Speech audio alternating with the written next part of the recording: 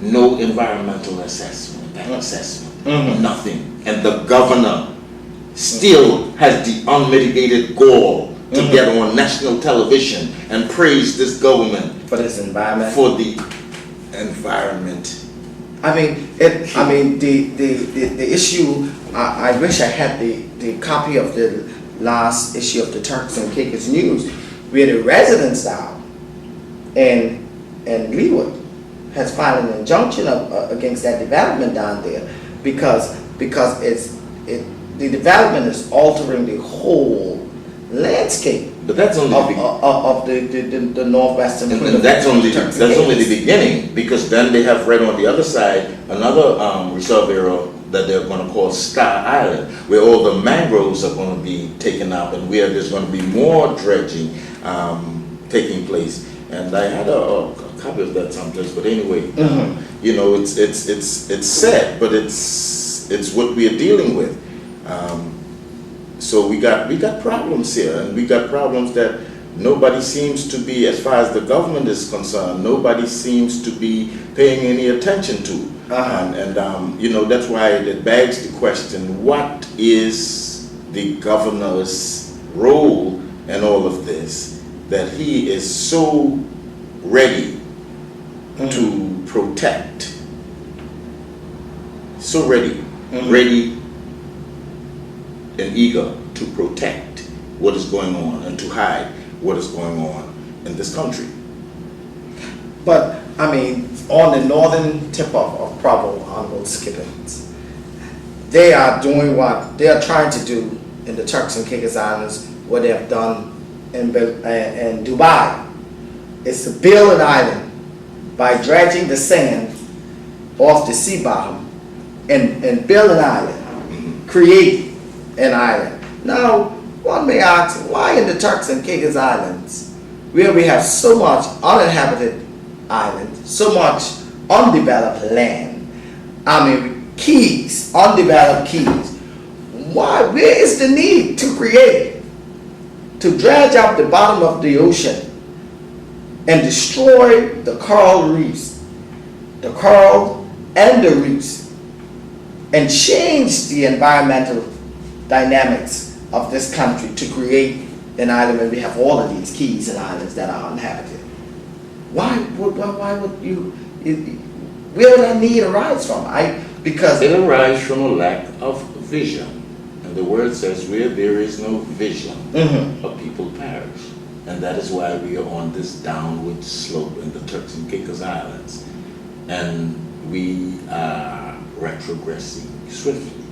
Or one can ask, or Honorable Skippins, or is it that this government, under the leadership of this premier, has sold our future generation of land? Is he trying to tell us that he has already sold everything that belongs to the future and the children of this country, that he has now reached the point where he has to start building, creating keys and islands now? No, I mean, for example, just in January, there was I'm made to understand, over 1,000 acres of land in Middle Caicos that was awarded to Juniper Hold. And 1,000 acres? Over 1,000 acres. What? I'm told that was awarded to Juniper Hold Development Limited. And you know, when you go in the company's registry to see who are the owners of Juniper Hold, then you get Trail Investments Limited, and you get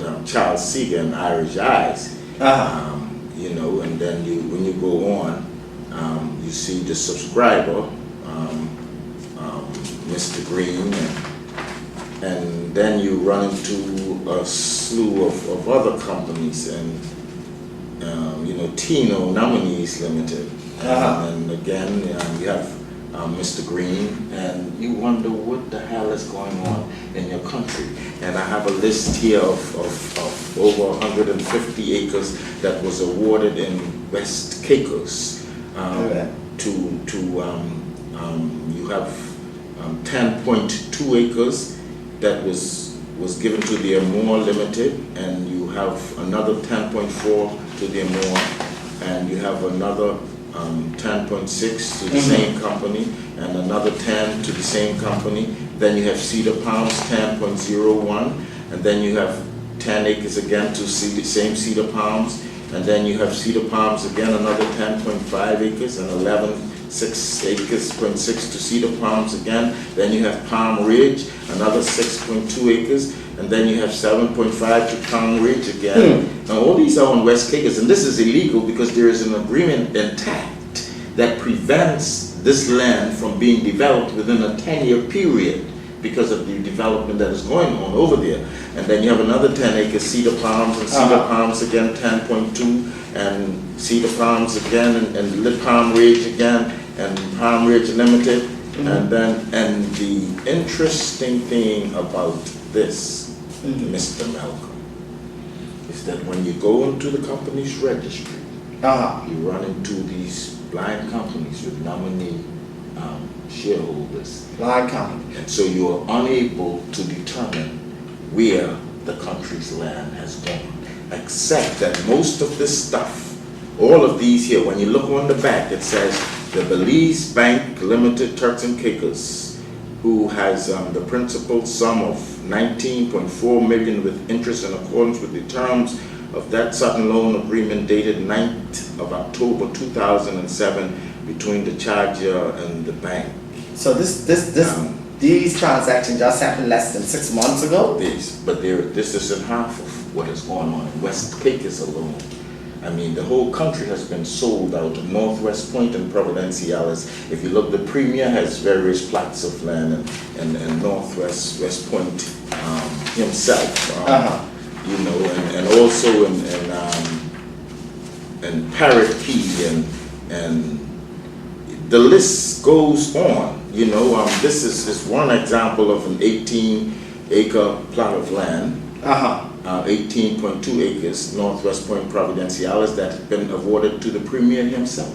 And then you have other ministers that were given land in Northwest Point and land, and they sold it outright. That is corruption. You don't give crown land to ministers to sell to get millions of dollars. In every other democracy, every other civilized place, this is corruption. It is cronyism.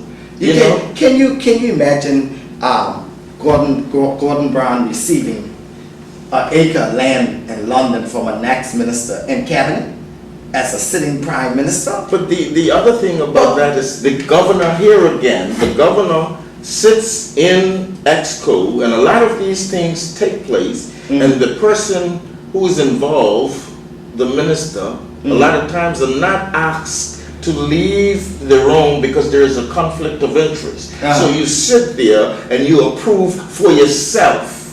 For yourself. When average citizen in this country can't get a quarter acre land. But there is something that is morally wrong with that. There is something that is wrong with that from in terms of parliamentary protocol. You never do that. You absent yourself from the room. You declare interest and you absent yourself from that decision. But yet this governor, you know, is eager to come out here and make it sound like everything is fine and dandy, there is no corruption, and it is not only going on under his nose, it is going on by the strike of his pen. What? But I mean, Honorable Skippings, this is a land, this letter